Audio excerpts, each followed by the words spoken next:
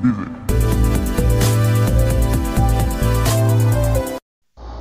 guys! Panibagong araw na naman dito sa Japan. Wala nga pala akong pasok ngayon, kaya medyo tanghali na ako gumising.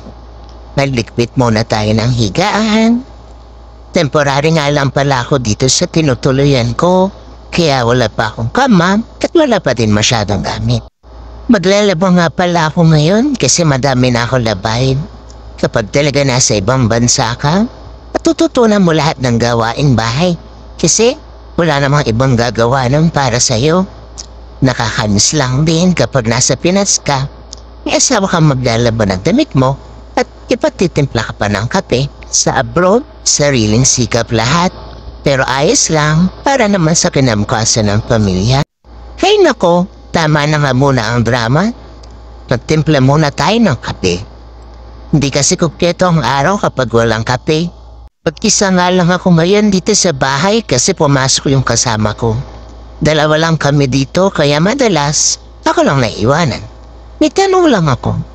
Ako lang ba yung naglalagay ng tubig na malamig sa kape? Kasi ayaw na masyadong mainit. Mas mabilis kasing inumin kapag ka ganon. Hay, kay sarap ng kape. Lalo na kung may kasama ka. Aalis nga pala ako. Pupunta ka ng 7-Eleven. Para magpaprint ng documents. At tataka ba kayo bakit sa 7-Eleven ako magpapaprint? Dito kasi pihira ang mga computer shop kung saan ka pwede magprint ng documents. Sa 7-Eleven meron ng machine kung saan ka pwede magprint. Pabilis lang din naman. Alam nyo, dito sa Japan, kung wala kang sasakyan, madalas bike at train ang mode of transportation. Yung mga taxi din naman kaso mahal ang pamasahe. Mas practical kung bike kapag malapit lang naman pupuntahan mo at train naman kung malayo. May madadaanan niya palang dagat dito papunta sa 7-Eleven. Ganda ng mga tanawin. Kaya pa ang dagat at ang langit. Sarap magbike ngayon. Hindi masyadong mainit.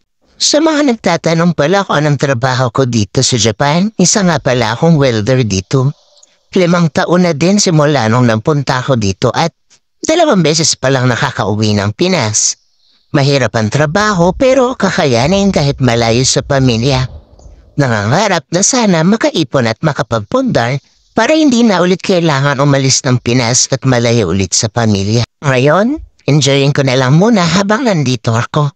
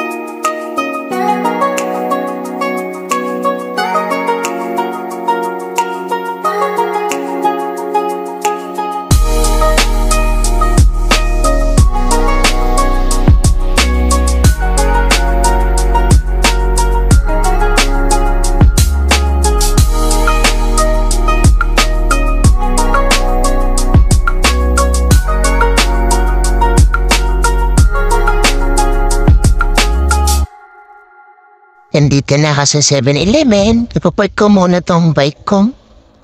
Ito nga pala yung machine na ginagamit para mag-print ng documents. Sa susunod ko na lang ituturo sa inyo kung paano gamitin. Hindi ko kasi na-videohan. So hanggang dito na lang. Samahan niyo ko ulit sa susunod kong video. Like and follow!